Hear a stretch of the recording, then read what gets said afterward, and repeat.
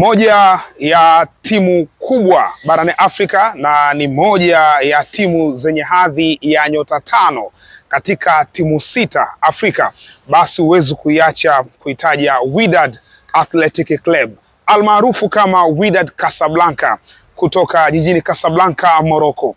Timu hii ni moja ya timu ambazo zimefanikiwa katika kandanda ya Afrika kwa sababu wana mataji ya kutosha tu ya michuano ya CAF. Kwenye kundi lake wanakaa hapo Al Ahly, anakaa Esperance de Tunis, anakaa Zamalek, TP Mazembe pamoja na Raja Casablanca. Kwa hiyo ni timu ambayo ina heshima kubwa na ni timu ambayo ina nguvu na ina nguvu pia ya kiuchumi, lakini ni ukweli usiopingika kwamba kwa sasa wanapitia wakati mgumu kwa maana ya performance.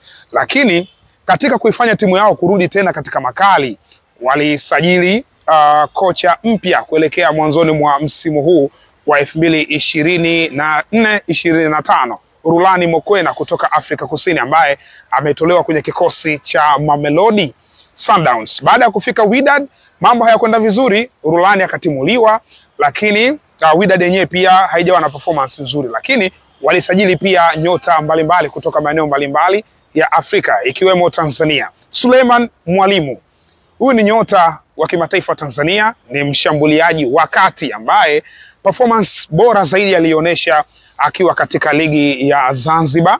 Baadaye akaja Tanzania bara kwenye kikosi cha Singida Black Stars kwa sababu ni mchezaji wao, wakamtoa kwa mkopo kwenda kwenye kikosi cha Fountain Gate. Akiwa na Fountain Gate alianza vizuri kabisa ligi akifunga mfululizo na akamaliza ligi hapa ikiwa muda ambao aliocheza, kwa maana nusu msimu ilikuwa inaonekana kabisa kwamba huyu anaweza kuwa mfungaji bora wa msimu. Mabao 6 alipachika kwenye kiwango cha kuridhisha, akaitwa pia hata kwenye timu ya taifa ya Tanzania. Yes, sasa basi Suleiman Mwalimu ni mchezaji wa Wydad kwa sasa hivi tunapozungumza, kwa sababu Wydad walimnunua huyu kutoka Singida Black Stars na walimsajili kwa mkataba wa miaka 3. Wydad Casablanca, moja ya changamoto zao kubwa ni kukutana na kesi mbalimbali zinazohusu wachezaji, na kimsingi kesi hizi zimekuwa katika maeneo tofauti ikiwemo eneo la kutokulipa mishahara, lakini pia maeneo mengine mbalimbali. Kwa hiyo kuna hii changamoto ambayo wapo nayo kwenye klabu yao, hali ambayo imepelekea Wydad kuingia kwenye changamoto kubwa sana na wachezaji wengi barani Afrika, na hawa wachezaji wengi wamekwenda kuripoti kwenye maeneo husika, kwa maana mamlaka husika katika mahakama za kisoka, na baadaye Wydad wamekuwa wakikutwa na changamoto. Sometimes wamekuwa wakipata ban za kusajili wachezaji. Sisi wa Tanzania ni mashahidi wa hilo, kwa maana ya Simon Happy God Msuva alipitia wakati mgumu akiwa na Wydad Casablanca kwenye masuala hayo ya malipo. Sasa basi, taarifa iliyopo ni kwamba Suleiman Mwalimu anataka kuvunja mkataba wake na miamba hiyo ya Casablanca, na kutaka kuvunja mkataba huu kwa sababu kwenye sheria za kuvunja mkataba kuna kitu kinaitwa just cause. Just cause inamruhusu mchezaji kutumia kipengele hiko cha sheria kuvunja mkataba wake endapo hajalipwa miezi 3. Na tunapozungumza hapa tayari FIFA wameshusha miezi kutoka 3 kwenda 2. Mchezaji kama hakupata mshahara kwa miezi 2, basi huyo mchezaji anaweza kuvunja mkataba wake na hiyo klabu bila punishment. Lakini pia wanaangalia idadi ya michezo, umecheza michezo kwa asilimia chini ya 10.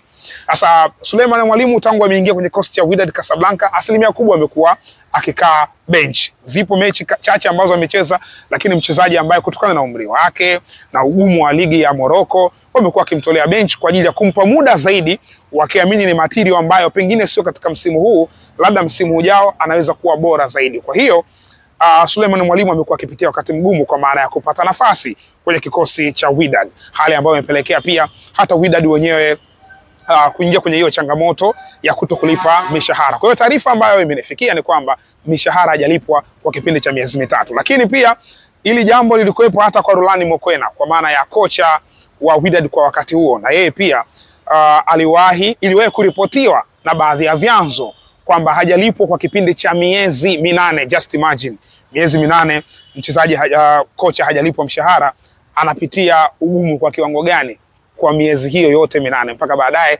alivyotimka kwenye kikosi hicho. Lakini Wydad wameingia pia kwenye changamoto na Boda Mohsin, nyota huyu raia wa Mauritania ambao alimsajili na yako anapitia kwenye hicho kipindi kigumu kwenye masuala mazima ya kumlipa fedha zake, lakini pia alikwenda kushtaki katika mamlaka husika na taarifa zinasema kwamba kuna oda amepewa Wydad Casablanca. Kwa hiyo Wydad sio mara ya kwanza, sio mara ya pili kuingia kwenye changamoto za namna hii, lakini haibadilishi kwamba ni moja ya timu bora na timu kubwa. Sasa basi, taarifa ambazo niko nazo ni kwamba Suleiman Mwalimu, klabu ya Simba Sports Club, wekundu wa Msimbazi, jana nilikuwa na session, nilizungumza kwamba wanahitaji striker, na striker ambaye yupo katika line kwa maana ya mbele zaidi katika dili ya Simba ni Evra Yao Agbagnio, nyota ambaye anacheza kwenye kikosi cha Aswashlef ya kule Algeria.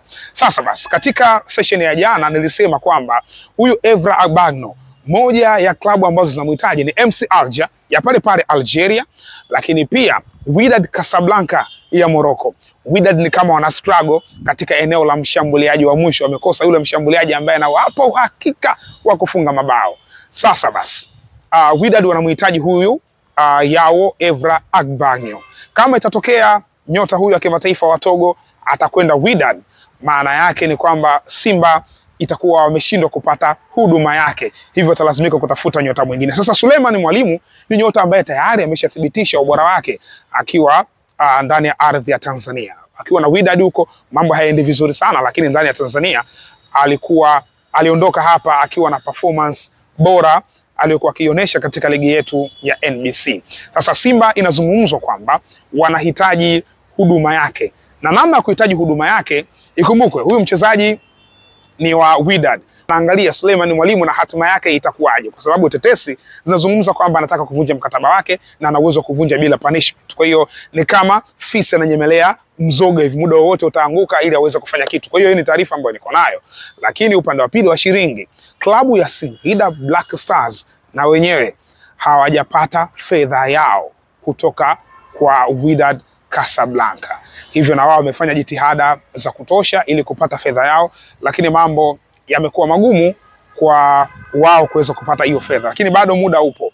Sasa Suleiman Mwalimu ni mchezaji ambaye kwa mazingira ya Tanzania ambayo anayafahamu vizuri na amecheza hapa, amefanikiwa. Kikosi cha Simba Sports Club kama itatokea wameinasa huduma yake, basi hapana shaka anakwenda kuongeza nguvu katika safu ya kushambulia ya wekundu wa Msimbazi. Deal bado ni nyeusi, yani haijaonesha rangi nyeupe. Rangi nyeupe imeonyesha upande mmoja tu kwa maana ya Wydad na Suleiman Mwalimu ili jambo lao lilivyo, lakini kwa upande wa Simba bado deal haijaonesha rangi nyeupe ya moja kwa moja. Tusubiri kadri muda utakavyokwenda, tutakutana tena katika jukwaa hili kwa ajili ya kuangalia nini kimeendelea baada ya pale tulipoishia. Mimi ni Gharib Mzinga na hii ni Mzinga Sports.